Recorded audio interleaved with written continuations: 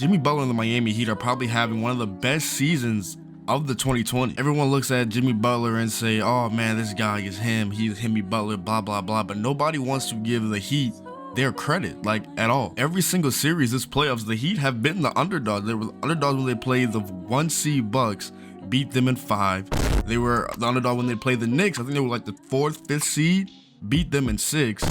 And now they're 1 game away of the NBA Finals, facing the team that was just in the NBA Finals last season in the Boston Celtics. Check it out. Oh, good morning, Rupert. Please tell me you set the timer on the coffee maker because I completely forgot. Hey, Carl. Hey, can I get a couple of scratch-off lottery tickets? Oh, sure, Brian. Oh, Brian, can I do one? I love scratches. Well, all right, maybe just one. Cherry. Another cherry. Oh, come on, one more. Heat are up 3-0 right now. As of today, Monday, these niggas are up 3-0.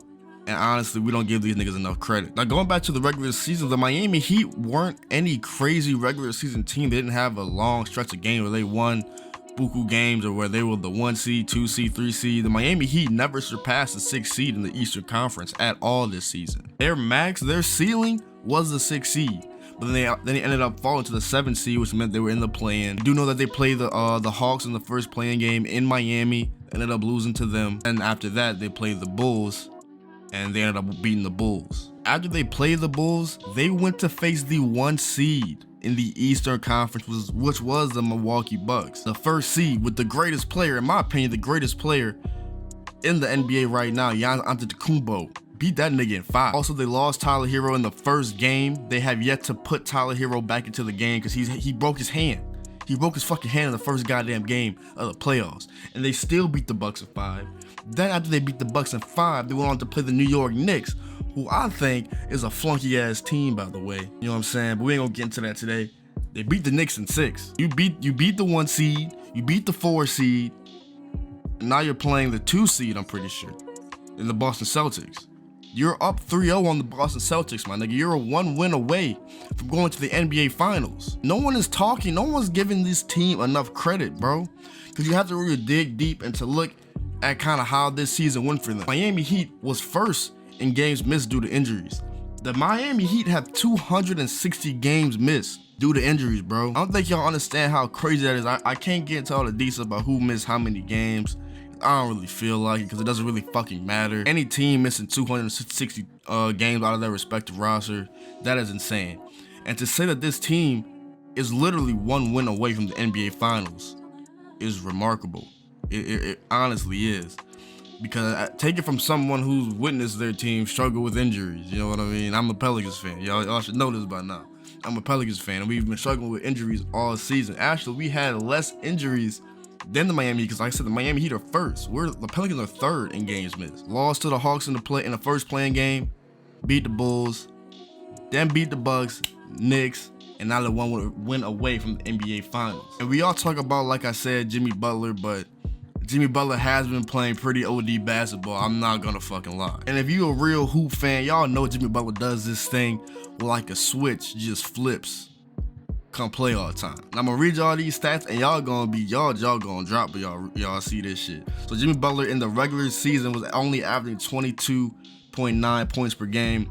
And a few of these statistics that I'm looking at are kind of a little, you know what I'm saying, suspect. Like look, this one right here, he was shooting 28% on pull-up threes, 31% on catch-and-shoot threes, 44% from the mid-range, and 48% from floater range. Now, when I tell you the playoff Jimmy stats, your jaw gonna drop, my nigga. So boom, playoff Jimmy is averaging 34.4 points per game, 72% in the restricted area, 63% in the floater range, 40% from mid-range, 34% on pull-up threes, 66.7% on catch and shoot threes. He basically doubled his catch and shoot 3 percentage from the regular season coming to the playoffs. That is amazing. You gotta love that about Jimmy. He basically excelled in every other stat other than the mid-range area. Nigga, like this is incredible. I don't think niggas are really understanding that we're witnessing history watching Jimmy Butler lead this team to the NBA Finals again. Because we saw him do it in the bubble. Nigga was saying, oh, the bubble don't count, blah, blah, blah, blah, blah. It did count, contrary to popular belief. But niggas took that shit personal. Niggas remember last season, niggas was talking mad crazy to the Heat, bro. I'm gonna play a clip right now. Marcus was talking mad crazy to the Heat Jimmy Butler took that shit personal, nigga.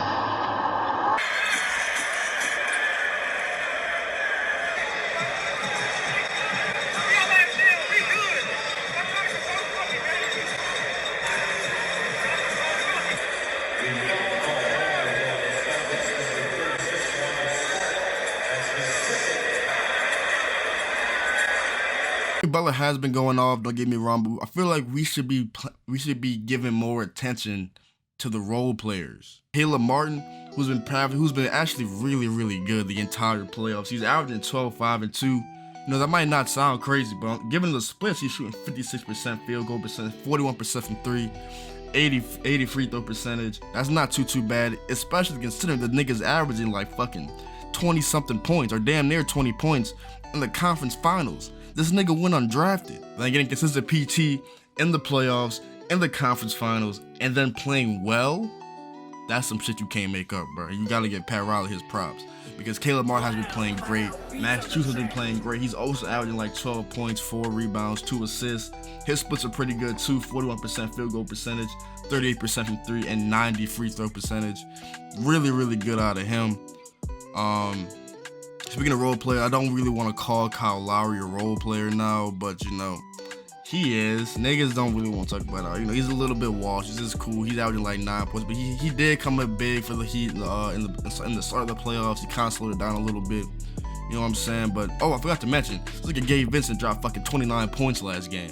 In game 3, he dropped 29 points. That's huge. That's massive. We love that from him. Like I said, a lot of teams don't have undrafted niggas getting real PT in general, let alone the playoffs, let alone the conference finals.